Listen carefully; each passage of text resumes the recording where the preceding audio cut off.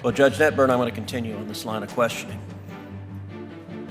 In your court, what matters more, the rights of individuals or your political ideology? I apply the law to the facts. I asked a question, which matters more? My political ideology doesn't matter at all. Okay, so I don't believe you. And I think this case demonstrates that you are willing to subjugate the rights of individuals to satisfy your political ideology. This case involves a male defendant who raped a 9-year-old boy. Was he guilty of that? Yes, the petitioner pled guilty to that. Okay, so he raped a 9-year-old boy. He also raped a 17-year-old girl. Was he guilty of that? He pled guilty, the petitioner pled guilty to that crime as well. So was he guilty? I hope so, because she pled guilty to it. He was a he when he did this. That's correct. And also criminal deviant conduct, which the record doesn't disclose what that was exactly. Then, after serving in prison, Mr. McClain was released for parole, but then violated the terms of parole by having internet and was sent back to prison. 1 year after being released again, he was convicted of having child pornography. Is that correct? I'm unclear on exactly the time frame that you're at, but the petitioner was convicted of distributing child pornography. Child pornography that was images of adults violently raping children. Abhorrent conduct. Okay. For which there are real victims. And this individual, 6'2", biologically a man. A minute ago you said that when this man decided that he was a she, you said this individual was, quote, I wrote it down, sober and entirely a female. That phrase struck me as remarkable. Did this individual have male genitalia? I think what I said, or at least what that is a verbatim quote, entirely a female. Sorry, what I meant to say was hormonally a female. Okay, but that's not entirely. Did this individual have male genitalia? Yes. So you took a 6'2" serial rapist, serial child rapist with male genitalia, and he said, you know, I'd like to be in a women's prison. And your answer was, that sounds great to me. Let me ask you something. The other women in that prison, do they have any rights? Is that a question you're yes, asking me? The other women in that prison, do they have any rights? Of course. Do they have the right not to have a 6'2" man who is a repeat serial rapist put in as their cellmate? Senator Cruz, I considered the facts presented to me, and I reached a decision based on what the law is. I asked you a question. Do they have a right not to have a 6'2" man who is a serial rapist put in as their cellmate? Do those women have a right to that? Every person who's incarcerated has the right to be safe in their space. But you didn't think so. You didn't think so. And in fact, I'm going to give some quotes from your order because Senator Kennedy is right. This is not a judge's order. This is a political activist. By the way, the beginning of your order says, at birth, people are typically assigned a gender. I got to say that would astonish a lot of Americans. A lot of Americans think you go to the hospital, a baby is born, and congratulations, you have a little boy, a little girl. The assigned a gender, I know you went to Brown, but it sounds like it's in a college faculty lounge with no bearing on reality. The Bureau of Prison argued what I'm saying right now, that if you put this person in a female prison, there will be a risk of sexual assault to the women. And you know what you did?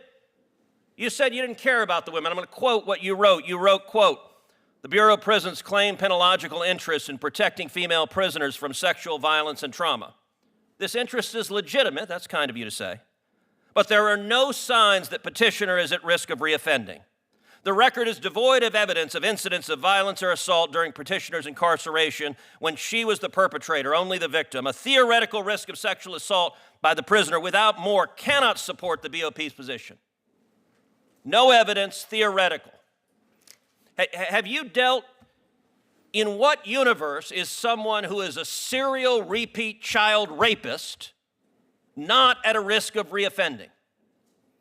Senator, as I do in every case. Okay, I know you've been told to repeat the line, I follow the law. I asked a question. In what universe is someone who is a serial repeat child rapist not at risk of reoffending? Sir, I looked at the facts that were before me in this case. All of the evidence, including the statements of every warden who had supervised this petitioner. You also wrote, the BOP also posits that permitting petitioner to live among women will be traumatizing and possibly dangerous to them. This concern is overblown.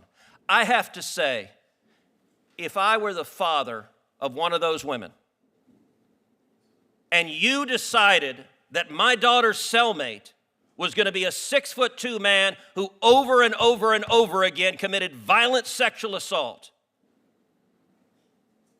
I would say the entire justice system is absurd, and it is clear on your record your political ideology matters a heck of a lot more than the rights of those women that you endangered. I think you're a radical, and I think you have no business being a judge.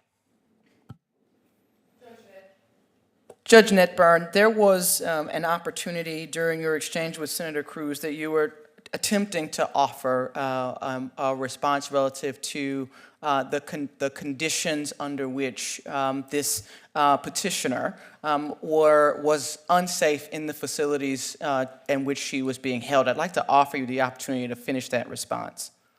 So the facts that were presented to me and what I relied on to make my decision were that the petitioner had engaged in no violence, no physical violence, no acts of sexual violence whatsoever while in custody. All three wardens who supervised the petitioner requested that she be transferred to a women's facility because of her serious medical needs.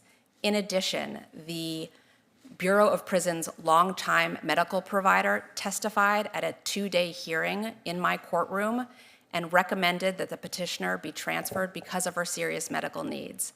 And the last thing I'll say is that the Transgender Executive Council, which is the body that makes decisions on behalf of transgender transfer requests within the Bureau of Prisons, never said that the petitioner could not be transferred, and never, ever said that she couldn't be transferred because of any risk of violence. What the Transgender Executive Council repeatedly said in denying the request was simply that she needed to maintain her hormone levels. That was the repeated justification for the denial of transfer. But the petitioner had reached full female hormone levels before even being incarcerated.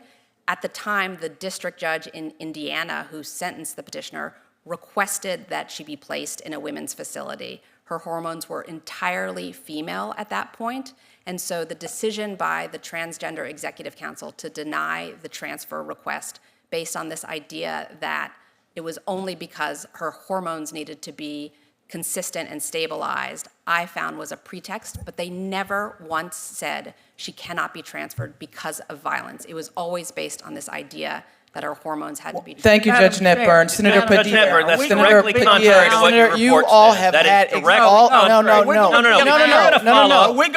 going to follow up, and that's how it works. There is not. That is exactly how it works. Look, If you follow up, you didn't get extra time, and she just directly contradicted her own report. I'm just going to read her own words This isn't because fair, it's Madam exactly Chair. the opposite of what she said. Your own report. Senators, says, quote, I gave both of you more time to finish your line of questioning. I allowed the witness to finish her. I allowed the witness to finish her response. I allowed the witness to finish her response. That is, okay, I understand that you're scared of the facts. I have Senator Padilla. Madam Chair, Open up Madam Chair. testimony and then she not has an give us a obligation to chance explain cross-examine? why she directly contradicted what she wrote in her report. She says in her report, the Bureau of Prisons' claimed penological interest is in protecting female prisoners from sexual violence and trauma. She just told you the Bureau of Prisons didn't say there was a concern about sexual violence and trauma. Those are directly contradictory, and why are you contradicting what you wrote in your report? And what are you Madam trying to Chair, hide, I believe Madam I have Chair? the floor. No, wait, point of I order. believe Senator I Padilla. have the Senator floor. Padilla. Are you going to let her answer that question? Senator or you Padilla. don't want her to answer that question? Senator You're Padilla. afraid? Very This much, is a cover-up, Madam Chair. Madam Senator Chair. Are you Padilla. afraid of the answer to This is that? Colleague. no Cover-up. Are you Senator afraid Padilla. of the answer to that question? Senator Padilla. So yes, My you are time- afraid of the answer to that question. Senator Padilla. Please hold Clearly, my you're time. afraid of the answer to that question.